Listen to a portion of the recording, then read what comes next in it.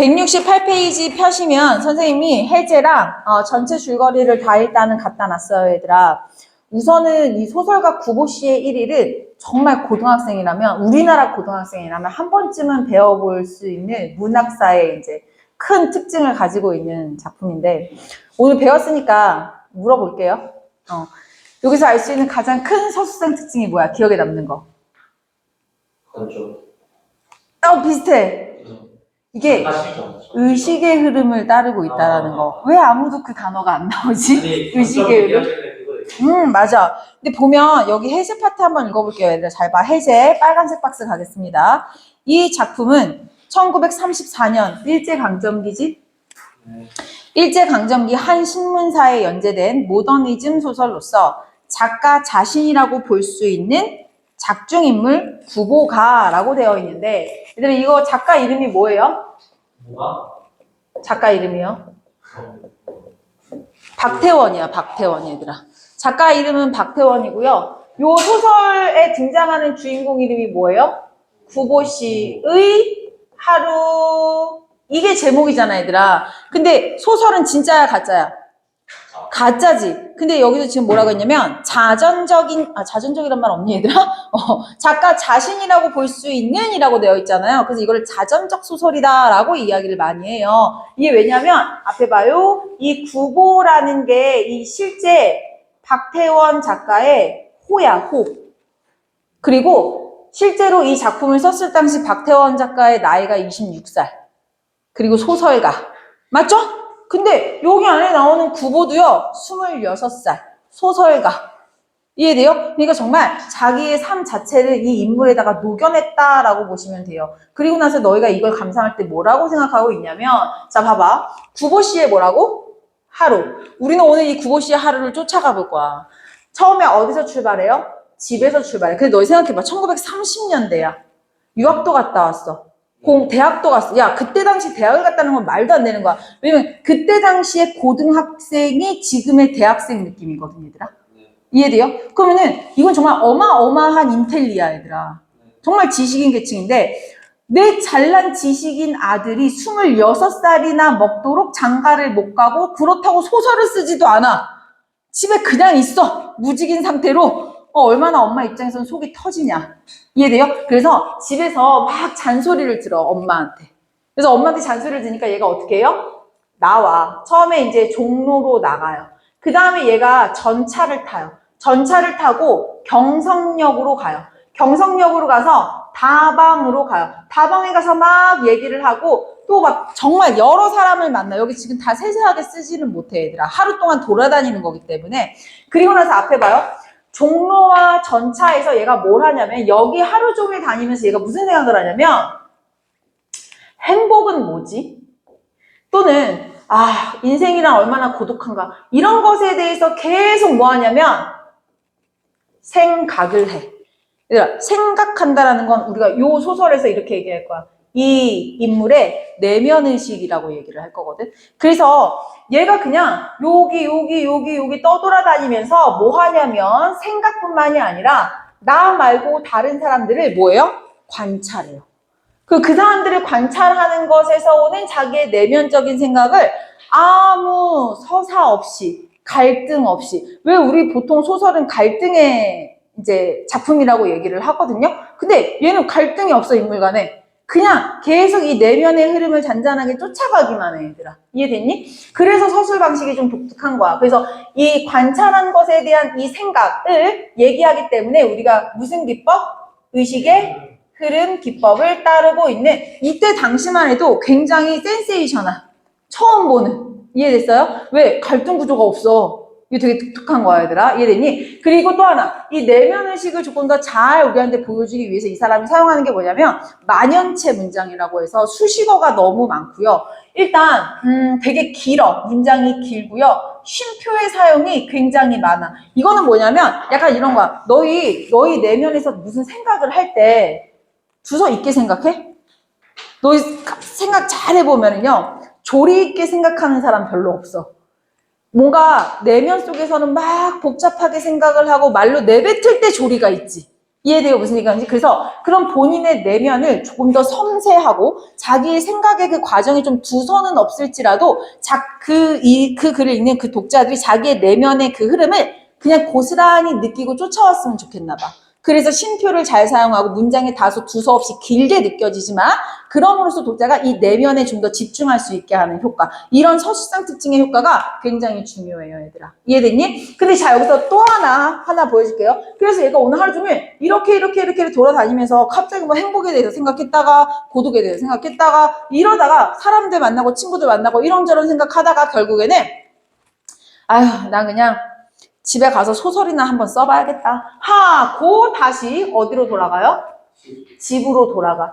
이게 포인트가 뭐냐면 잘 봐. 이거는 요번 소설이 아니라 다른 소설에서도 마찬가지야. 우리가 주인공이나 인물이 길을 나선다. 그러니까 길을 나선다라는 거는 여정이 시작된다라는 거고요. 우리 보통 문학에서 길은 인생을 많이 비유하기 때문에 보통 이런 소설을 뭐라고 하냐면 길을 쭉 나서죠? 이런 걸 여로형 소설이라고 얘기를 합니다. 이런 여로형 소설은 두 가지 방향으로 귀결이 돼. 첫 번째, 새로운 것으로 나아가거나 두 번째, 원점으로 회귀하거나. 근데 얘는 지금 어떻게 된 것 같아? 그렇지. 원점으로 회귀하면서 끝나는 작품. 이해됐어요? 근데 어떤 작품은요, 여로형에서 좀 더 새로운 것으로 진취적으로 나아가는 그런 작품들도 꽤 있습니다. 이해됐니? 그래서 이거는 여로형 소설에다가 원점 회귀형 소설이다라고 생각하시면 되겠어요. 그리고 서술상 특징은 이 정도 잡고 또 하나. 그럼 야, 진짜 이거 오늘 이 소설 배워보면은 뭐 하루 종일 뭐 한 거야? 이 생각밖에 안 들어. 근데 너희 생각해봐. 일제강점기 이렇게나 꽤나 지식인이 아무 할 일 없이 그냥 하루 종일 길거리 배회하다가 아무 생각 없는 생각만, 이 생산성 없는 생각만 잔뜩 하다가 하루가 다 갔단 말이야. 이거 굉장히 어때요? 몰라요. 너무 무기력하지. 네. 일제강점기 무기력한 지식인들의 면면을 우리한테 보여주는 거야, 얘들아. 이때 지식인들이라면 뭘 했어야 될까? 뭔가 생산적인 것들을 했어야지, 얘들아. 근데 그러함에도 불구하고 했다, 안 했다? 안 했다라는 걸 보여주고요. 거기서 오는 고뇌를 잘 보여주는 소설이다라고 생각해요. 왜냐면 이거를 배우고 나면 그래서 우리 이거를 왜 배우는 거야? 이런 느낌이 좀 들거든요, 얘들아. 그래서 선생님이 조금 미리 얘기를 했습니다. 자, 우선은 선생님이랑 여기 해제 파트 읽도록 할게요. 노란색, 작가가 자신이라고 볼 수 있는 작중인물 구보가 집에 나서서 뚜렷한 목표가 없이 여기저기 온종일 배회하다가 집으로 돌아오는 과정. 여기다 써야죠, 얘들아. 원점 회귀형. 여로형. 구보는 이 과정에서 우울, 고독, 행복을 모색합니다. 인물 간의 갈등, 인과적 경계가 없이 거리의 풍경과 주변 인물을 묘사하고 구보의 내면의 흐름을 생생하게 드러내는 데 중점을 두고 있습니다. 자, 그래서 주제는요. 자, 까만색 박스로 넘어왔습니다. 주제는요. 와, 지식인의 무기력한 내면을 보여준다라는 게 포인트. 자, 얘들아, 이동 경로가 나와 있어요. 이동 경로 네모 박스 한번 쫓아가 볼까요? 집에 가서 동대문에 원래 종로 갑니다. 종로에서 동대문행 전차를 타고요. 다방에 가고 경성역 갔다가 또 다방 갔다가 종로 갔다가 집으로 돌아옵니다. 이렇게 이해됐나요? 자, 나머지는 이제 본문 보면서 선생님이랑 같이 얘기해 보도록 할게요. 자, 우리 어디로 갑니까? 네. 근데 얘들아 167페이지 먼저 좀 보도록 할게요. 167페이지. 자, 167페이지 보시면은요. 여기 문제가 이거 내려고 구보시 갖다 놓은 거야, 얘들아. 자, 기억 볼게요. 1번의 기억. 하늘 색깔 보겠습니다. 쉼표의 빈번한 사용. 그래서 어디에 우리가 주목하게 하고 있다? 인물의 내면에. 됐니?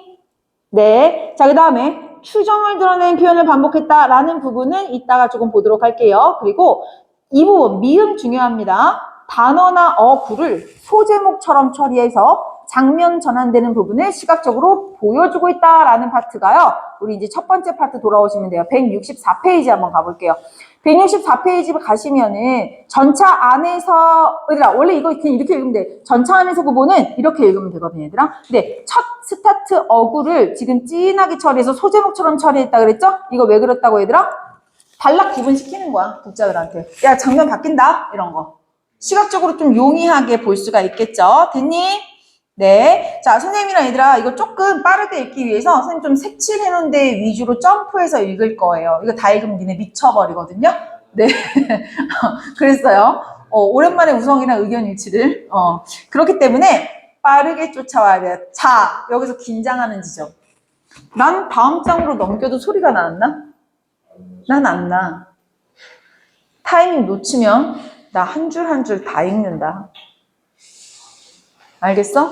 네, 점프 하니까 잘 쫓아와라. 알겠지? 응? 뭐라고? 문장이.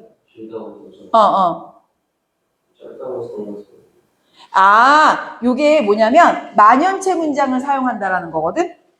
근데 요것도 한번 짚어줄게. 잠깐만. 찍어왔지.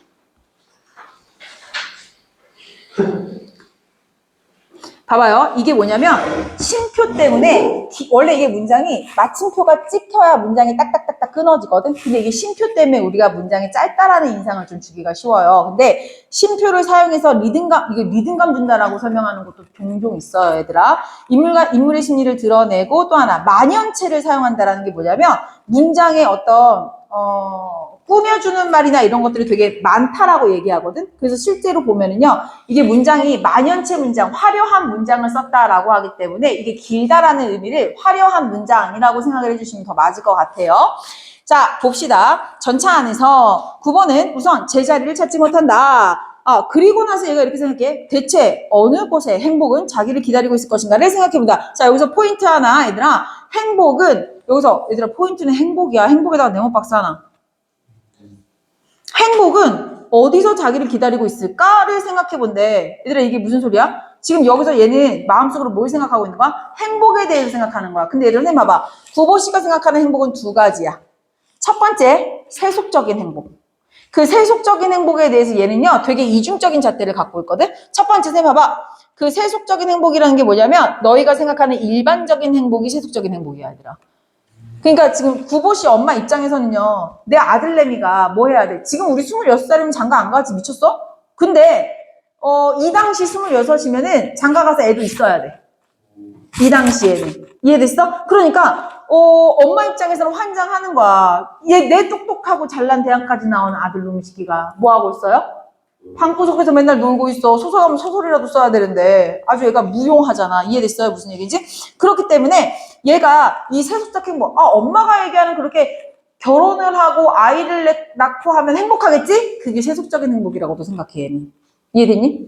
그래서 어느 곳에 행복은 자기를 기다리고 있을 것인가를 생각해본다. 이제 이 차는 동대문을 돌아서 경성운동장 앞으로 해서 9번은 차창대 운전제로 여기 지금 동그라미 보이죠? 잦은 쉼표를 사용해서 내면 의식에 집중하는 걸 우리한테 유도하고요. 또 하나 읽기 속도를 좀 조절해줘요.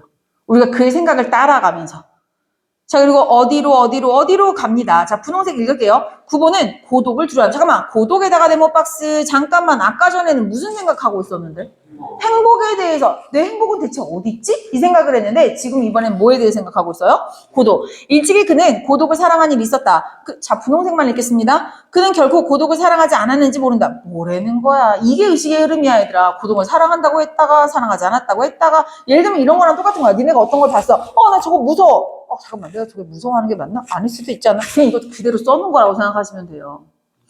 도리어 나는 그것이 그지없이 무서워하였는지도 모른다. 차라리 고독에게 몸을 떠맡겨 버리고 그리고는 스스로 자기는 고독을 사랑하고 있는 것이라고 꾸며왔는지도 모를 일이다. 표 찍으십시오 하고 이제 표 확인하는데 9번은 바지 주머니에 손을 넣고요. 뭘 꺼냈어요? 5잎의 동전을 꺼냈어요. 근데 얘들아 진짜 쓸데없는 거 하고 있죠? 딱 5잎의 동전을 딱 꺼냈는데 동전이 마침 다 어느 면이야? 숫자 면이 있었던 거야. 아무 의미 없어. 얘도 말하지. 숫자에서 어떤 한 개의 의미를 찾아내려고 들었지만 다 부질없는 짓이었고 무슨 의미가 있더라 하더라도 그건 행복, 내가 찾는 행복은 아닐 것이다. 차창이 다시 그의 옆으로 왔다. 어디를 갔습니까?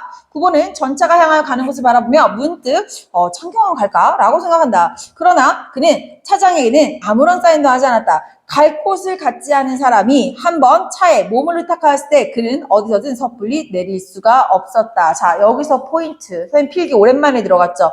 행복을 찾으려 하려고 하는데 딱히 노력하는 것도 아니야. 이 얼마나 무기력하냐고요. 그러니까 이 사람은요. 진척도 없어. 자, 계속 읽어볼게요. 차는 서고 또 움직였다. 9번은 창밖을 내다보며 문득 대학병원에라도 들릴 걸 그랬나 하고 생각을 합니다. 자, 여기서 초록 색깔 조금 중요한 파트. 연구실에서 벗은 정신병을 공부하고 있었다. 자, 친구를 말하는 거죠. 그를 찾아가 좀 더 다른 세상을 구경하는 것은 행복은 아니어도 적어도 한계에 이를 수는 있다라고 했는데, 선생님 봐봐. 자, 9번은 세속적인 행복에 대해서 부정적으로 생각해? 긍정적으로 생각해? 약간 부정적으로 생각하면 굳이 그거 필요해? 라고 생각하는데, 지금 벗이 대학병원에서 뭔가 평범한 일상을 살아가고 있어. 이런 평범한 일상에 대해서도 얘는요, 별로 그닥 뭐 의미를 갖다고 생각을 하진 않아. 근데 나름 거기 지금 초록색 글씨 뭐라고 들어가 있어요? 평범한 일상 속에 있는 세속적 행복에 대해서 살짝 가치를 부여하는 구간이 여기 지금 초록색이야. 뭐라고 했냐면, 아, 그 대학 친구나 한번 만나러 가볼까? 이게 뭐 행복까지는 아닌데 뭐 아예 의미가 없지도 않을 것 같아 라고 얘기했기 때문에. 이해됐어? 자, 계속할게요. 조그만 한 개의 기쁨을 찾아서, 자, 이번에 기쁨에다가 네모박스, 사실 나는 여기 네모박스 치기는 싫고요. 네모박스 근데 칠게요. 왜냐? 행복 이퀄 나는 기쁨이라고 봐도 무방하다고 생각하기 때문입니다. 하지만 어쨌든 단어가 좀 달라졌기 때문에 네모 치도록 할게요. 행복이야. 여전히 행복을 찾는 거야, 얘들아. 알겠지?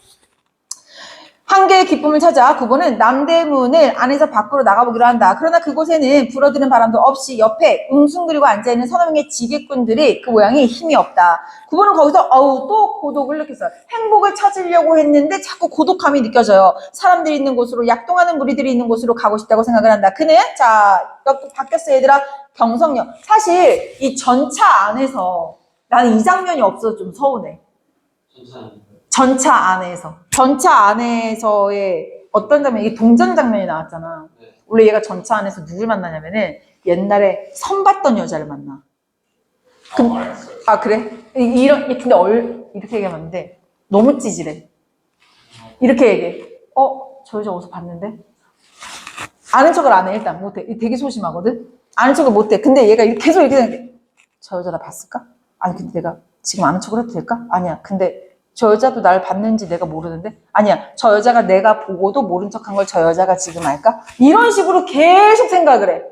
그리고 나서 내가 만약에 여기서 지금 아는 척을 하면은 저 여자가 가서 아니야. 내가 아는 척을 안 하면 저 여자가 가서 그 사람이 나를 봤는데 아는 척은 안 하겠다고 했지? 그럼 내가 집에 가서 엄마한테 엄마 나 그 선본 여자 봤어요. 근데 아는 척 안 했어요 하면은 우리 엄마가 그랬어? 라고 하면은 그 옆에 있는 아줌마가 아이고, 야, 그걸 왜 아는 척을 안 해? 아는 척 해야 되지 않을까? 하면 또 우리 엄마는 아는 척 안 한 내가 밉지만, 우리 아들이 워낙 쑥스러움을 많이 따서 하고 아들이니까 내 편을 이런 식으로 계속 자기가 생각을 해. 그 여자는 아무것도 안 해. 그래서 그 장면이 되게 재밌어서 거기 좀 들어가 있었으면 했는데, 결국 그 얘기를 막 하는 도중에 이제 여자가 내리는 겁니다. 자, 그리고 나서 이제 내려서 이제 딴 데로 간 건데, 여기서 경성역이 좀 중요해. 이 장면에 좀 들어가서 좋은 것 같아요. 눈앞에 경성역을 봅니다. 그는 마땅히 거기에 인생이 있을 것이다 하고, 낡은 서울의 호흡과 또 감정이 있을 것이다 하고, 도의 소설가는 모름지기, 이 도의 항구, 여기서 조심해야 돼. 이거 진짜 항구 아닙니다, 얘들아. 경성역이요. 사람이 붐비니까, 항구는 사람이 붐비니까 이것을 드나드는 사람이 많으니까 항구로 비유를 한 겁니다. 그러나 물론 이러한 직업의식은 어떻게든 좋았다. 다만 9번은 고독을 3등 대합식 군중 속에서 피할 수 있으면 그만이다. 자, 지금 선생님 봐봐. 얘가 지금 고독함을 피하고 싶어서 지금 어디로 갔어? 사람들이 바글바글한 곳에 간 거야. 네.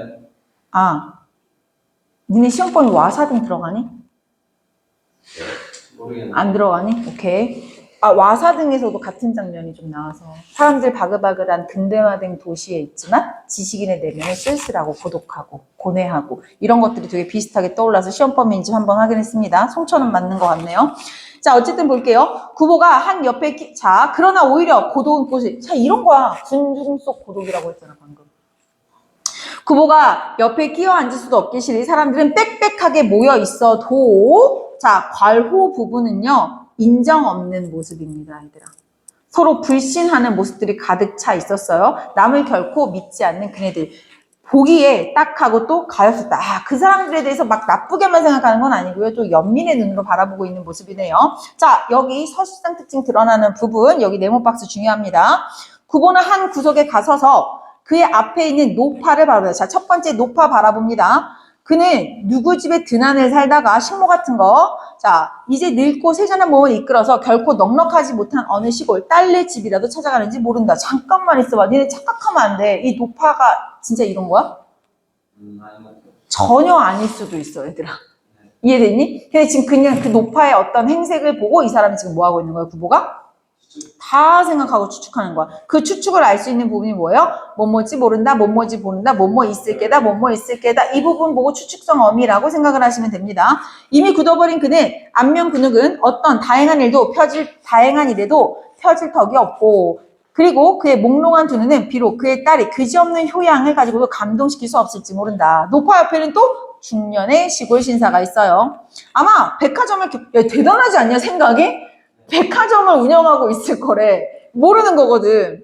그의 점포에는 마땅히 주단 포목도 있고 일용 잡화도 있고 흔히 쓰이는 약품도 갖추어져 있을 것이다. 그는 이제 그의 옆에 놓인 물품을 들고 자랑스러이 차에 오를 게다. 구보는 그 시골 신사가 노파와 사이에 되도록 간격을 가지려고 노력하는 것을 발견하고 그를 업신여겼다. 이게 뭐야? 쌤 봐봐. 이런 거지. 그냥 노파랑 약간 조금 이렇게 꼬징꼬징한 이제 가난해 보이는 노파가 있고 조금 이거 부유한 시골 신사가 있는 거야. 약간 좀 떨어져 앉았나 봐. 그걸 보고 얘가 뭐라고 생각하는 거야? 아이고 저 사람 좀 가난해 보인다고 떨어져 앉는 거 봐라. 아이고 너 인간성 그거밖에 안 되냐 하고 업신여기는 거야. 사실 이게 진짜인지는 아무도 모르는 거죠. 되게 웃기죠. 자 계속할게요. 그리고 나서 만약 그에게 옅은 지혜와 또 약간의 용기를 주면 그는 3등 승차권을 주머니 속에 간수하고 야 이것도 되게 웃겨. 그 사람은 정말 나쁘게 생각하네. 1, 2등 대합실에 오만하게 자리를 잡고 앉을 것이다 라고 하는 거 다 상상입니다. 문득 구보는 그의 얼굴에 부종을 발견하고 그의 앞을 떠났다. 심장염 그뿐만이 아니라 구보는 자기 자신의 만성 위 확장을 새삼스러이 생각해내지만 안 돼. 이게 뭐냐면은요. 이 구본의 거기가 그 약방을 했어, 약방. 그래가지고 이제 그런 병명에 대해서 되게 잘 안단 말이야. 근데 이제 구보 같은 경우에는요, 그 병 있는 사람에게서 자기가 면역력이 약하다고 생각을 하니까 이게 옮을까봐 이런 걱정을 하고 있는 겁니다. 그러나 구보가 매점 옆까지 갔을 때 그는 어느 곳에서도 역시 그곳에서도 병자를 보지 않으면 안 되었다. 40세의, 노동자. 얼굴에는요, 광범한 팽룡, 돌출한 안구, 경미한 진동, 그리고 갑상선이야 얘들아 이거.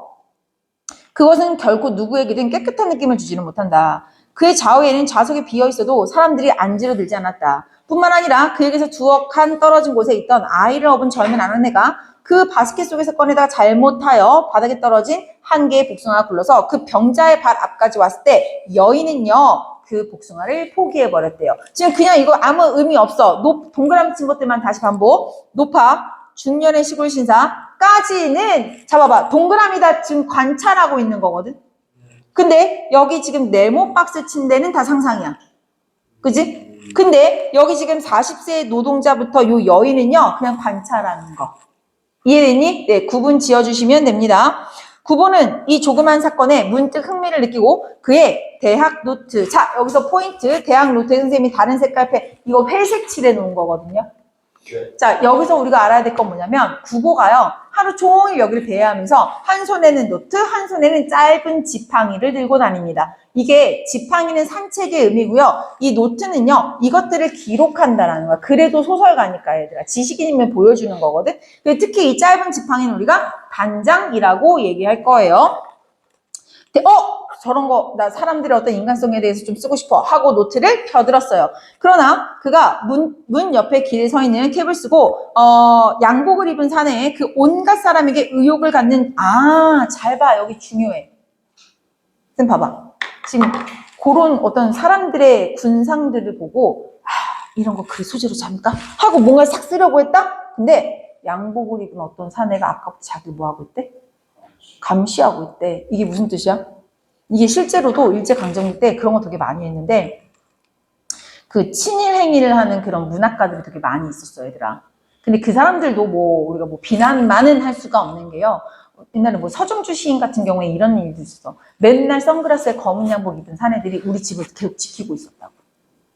그러니까 이게 뭐야? 좀 영향력 있는 문학가들을 섭외했어, 일본에서.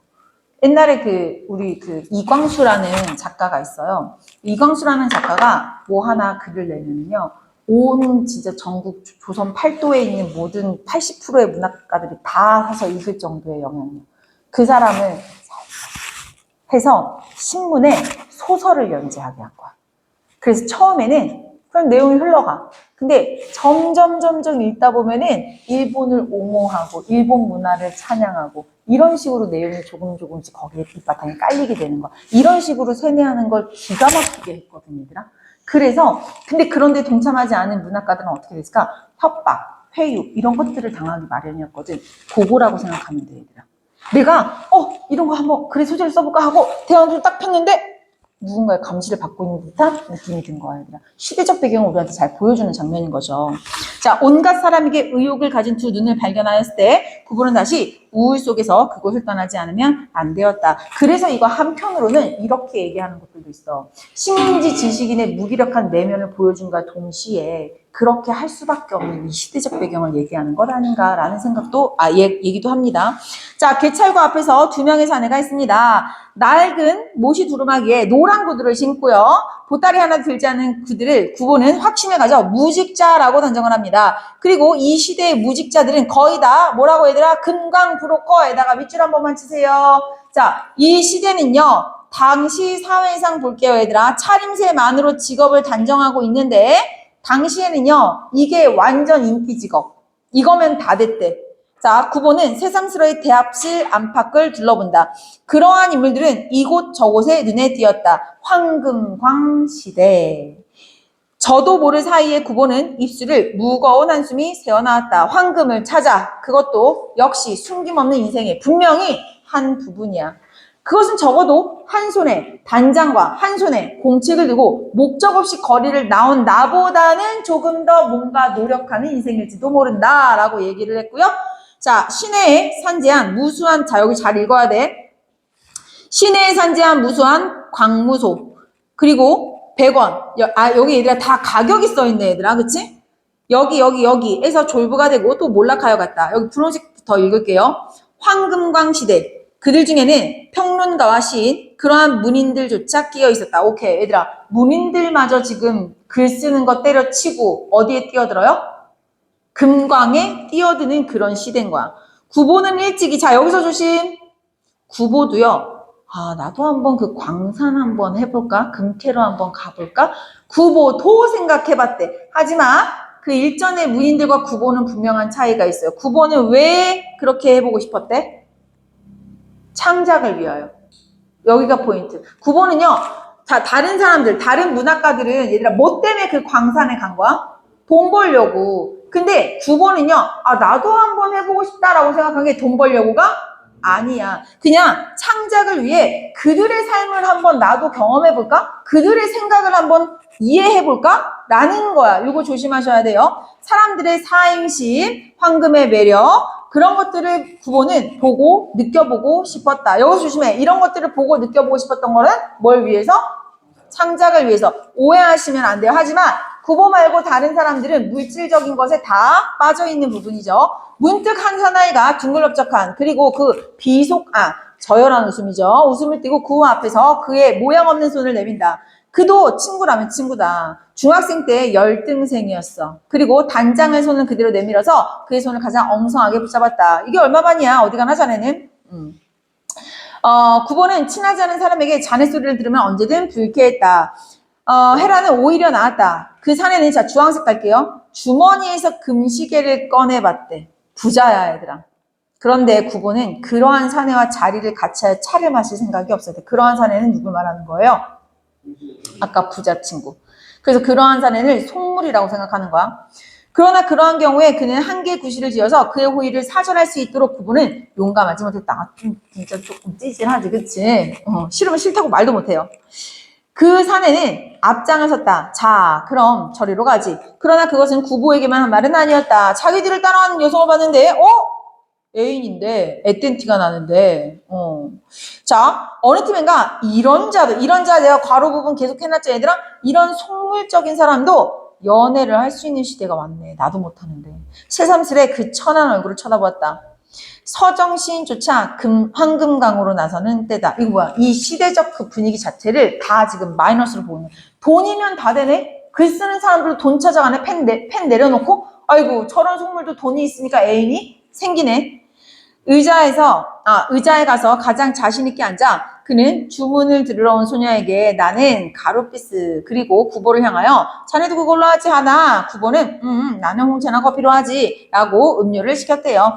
근데 이제 구보는 그것들을 좋아하지 않았고 그것은 외선한 식재를 갖는다. 또 그 맛은 결코 그의 미각에 맞지 않았다. 구보는 차를 마시며 문득 끽다점 써있습니다 얘들아. 찻집이에요 다방. 사람들이 취하는 여러 가지 음료를 가져서 그들의 성격, 교양, 취미를 어느 정도까지 알 수 있을 것인가 하고 생각하면 이런 거는 좀 재밌지 않니 얘들아? 뭘 시켜 먹느냐에 따라서 저 사람은 어떤 성격이야, 이런 성격이야 라고 생각을 해보면 돼. 근데 이거는 우리도 좀 그러지 않아? 맞아요. 고맙다. 우성이 똑똑해요. 빨리빨리 끝내라고. 빨리빨리. 자, 할게요. 그리고 그것은 동시에 그런 거 있잖아. 왜? 오늘 좀 우울해. 그럼 뭐 먹을 거야? 모르겠는데. 그런 거 있잖아. 단 거 먹을 거야. 오늘 기분 좋아. 단 거. 계속 단 거. 나는 그럼 음료수 말고 딴 걸로 해야겠다. 오늘 기분 좋아. 교촌치킨. 오늘 그런 거지. 그런 식으로. 어제 물 부자. 갑자기. 자, 볼게요. 이 오해가 쌓인다니까? 자, 계속할게요. 음료를 가져서 그들의 성격, 교양, 취미를 어디까지 알 수 있을 것인가 하고 생각해보면 이거는 좀 재밌는 것 같아. 그리고 그것은 동시에 그네들을 그때의 기분조차 표현하고 있을 것이다. 9번은 맞은편 앉은 사내의 그 교양 없는 이야기에 그냥 건성으로 맞장구를 치며, 건성으로 맞장구 치는 이유가 뭐야? 다른 사람들 뭐 시켰지? 저 사람은 저런 걸 시켰구나, 기분이 좋은가? 이런 걸 생각하느라고 앞에 있는 사람 거는 건성으로 듣고 있는 거야, 얘들아. 이해됐어요? 네, 요렇게까지였습니다. 그래서 결국에는, 네. 안 돼.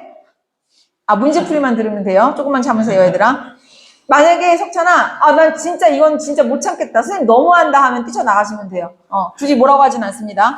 빨리 갈게요. 석찬이 위해서 1번으로 가겠습니다. 자, 윗글에 대한 설명으로 적절한 것만을 보기에서 골라주세요 했는데 일단 기억은 이미 체크했어. 맞죠? 자, 그 다음에 미음도 이미 체크했어요. 맞죠? 자, 우리 디귿 가겠습니다. 추정을 드러내는 표현을 반복해서 이거 아까 우리 하늘 색깔 네모 박스에 있었습니다. 기억나나요? 네, 나머지 아닌 것들 한번 보도록 하겠습니다. 와, 진짜 현수야. 석찬아, 이거 나 지금 쟤 때문에 끊긴 거다. 석찬이 화장실 가고 싶대. 빨리 하래. 예. 니은 갈게요. 니은은요. 갈등이 고조되는 사건을 인과가 있어 없어? 갈등이 있어 없어? 없다니까. 뭐 파국적 결말 같은 소리 하고 너무한 거 아니냐? 자, 리을. 인물이 타인에게 전해드린 이야기를 통해서 이 소설에는 갈등이 없습니다. 자, 2번 가겠습니다. 자, 답으로만 바로 가겠습니다. 디귿 갈게요. 청결한 인상을 주지 못하는 타인의 외양에서 혐오를 느끼는 구보의 심리야? 젊은 아낙네의 심리였어? 젊은 아낙네였어. 그 젊은 아낙네가 뭐였지? 아까 복숭아 굴러갔는데 죽지도 않았잖아. 그쵸? 그렇기 때문에 이거 조심하세요. 이건 구보의 심리가 아니었습니다. 자, 그 다음에 이제 3번 갈게요. 3번 경성력에 대한 설명으로 적절하지 않은 것 볼게요. 자, 1번 결과적으로 구보의 기대를 배반했다. 맞지? 왜냐면 사람들이 북적 있는 데 가면 내가 좀 행복하고 기쁘고 뭐 이렇게 북적북적 될 줄 알았는데 오히려 고독해서 사람들 다른 사람 배려도 안 하고 인간성이 없었죠. 자, 하지만 불신하는 군중을 보면 연민은 느꼈습니다. 자, 그다음 필수적인 경우를 외에는 의사소통이 부재다. 이것도 맞고요. 자, 호감 X 됐나요? 자, 뒤쪽으로 넘어갈게요, 얘들아. 마지막 4번 문제 되겠습니다. 자, 소설가 구보씨의 1위의 주인공 구보는요, 식민지 지식인의 울적하고 무기력한 내면, 이게 쓰고 싶었던 거야, 박태원은. 작가 박태원의 군신으로 알려져 있는데요, 아들의 결혼과 취업을 걱정하는 어머니를 두고 집을 나선 구보는요, 산책자처럼, 얘들아, 산책자인 거 알 수 있는 거 우리 중요해요. 뭐예요? 지팡이 들고 있거든. 이거 가끔 물어본다, 얘들아. 지팡이를 들고 산책자처럼 배회하는 과정에서 상이한 두 가지 태도를 보여주는데요. 하나는 초록색깔, 어머니의 바람대로 남들처럼 평범한 일상을 영위하는 세속적 행복에 대한 어떤 거야? 탐색. 이거 아까 전에 내가 초록색으로 본문에 체크해놓은 거 기억납니까? 나도 연구실에서 연구하는 버탄테나 가볼까? 행복까지는 아니지만 뭐 의미가 나름 있을 수는 있겠어 라고 하는 모습이고요. 하나는요, 세속적 행복을 쫓는 일상의 속물적인 근성에 대한 짜증남. 이거 뭐야? 주황색으로 다 다다닥 체크해놨습니다. 여기에 있는 색깔 본문에 일치한다고 보시면 돼요. 이해됐나요? 답으로 바로 가겠습니다. 5번 가볼게요. 서정시인조차 금강으로 나서는 그 일과 관련하여 구보가 나도 한번 가보고 싶다라고 생각하는 거는요. 세수적 행복을 추구하는 초록색이 아닙니다. 염증을 아니지. 염증을 나타내는 거 맞고요. 심지어 아까 내가 그걸 왜 가보고 싶은 거라 그랬지? 창작을 위하여 라고 얘기했었습니다. 나머지 선지 다 우리가 이해할 수 있는 부분이고 설명 다 들어갔기 때문에 굳이 하진 않겠습니다. 여기까지 내용 이해됐나요, 얘들아? 석천아? 끊고 갔다 오세요. 갈등이 저 갈등도 없는